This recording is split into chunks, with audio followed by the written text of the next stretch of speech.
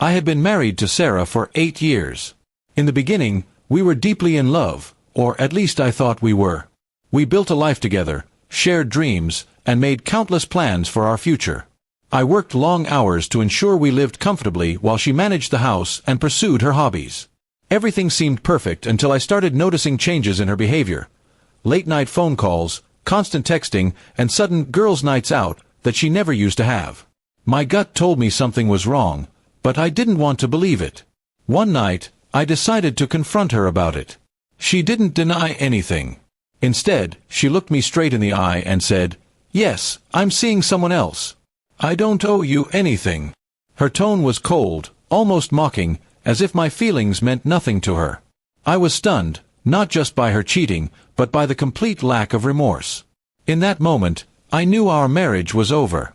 But instead of shouting or begging, I stayed calm and simply said, "All right." That night, I didn't sleep. I sat in the living room, thinking about all the sacrifices I had made for her, all the trust one had given. Her words kept echoing in my head, "I don't owe you anything." If she truly believed that, then I had no reason to give her anything in return, especially not the life I had built for both of us. That was when I decided how I was going to end this. The next morning, I went to work as usual, but instead of going to the office, I met with my lawyer.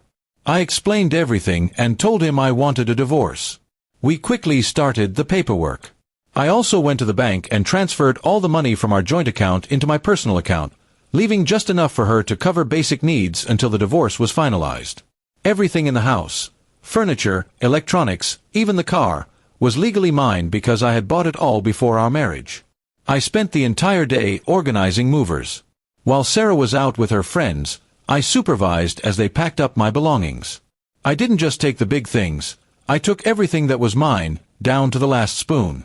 The movers worked fast, and by the time the sun began to set, the house was stripped bare. All that was left were her clothes, her personal items, and the cheap decorations she had bought. Before I left, I placed the divorce papers on the kitchen counter with a note that said, "You're right, you don't owe me anything. And I don't owe you my life." I locked the door behind me for the last time and walked away without looking back. I rented a fully furnished apartment across town, far away from her and the life we had shared. The next morning, my phone started blowing up with calls and messages from Sarah. At first, they were angry, accusing me of humiliating her. Then they turned into desperate pleas for me to come back and talk things over. She said she didn't mean what she said the night before, but I knew she was only upset because she had lost the comfort and security I provided. I didn't reply. Later that day, one of her friends texted me, saying Sarah had been crying and screaming when she walked into the empty house. She couldn't believe I had taken everything so quickly. Apparently, she had thought she could keep cheating while still enjoying the life I worked for. She underestimated me. Over the next few weeks, she tried every trick, apologies, promises, even threats, but I stayed firm. I told her that once trust is broken, there's no going back. She had made her choice when she decided my love and loyalty were worth nothing. Now, she was living with the consequences. I heard through mutual acquaintances that she moved into a small apartment and started working extra hours just to get by. The man she cheated with didn't stick around. Once he realized she no longer had the lifestyle she was used to, he left her. The irony wasn't lost on me.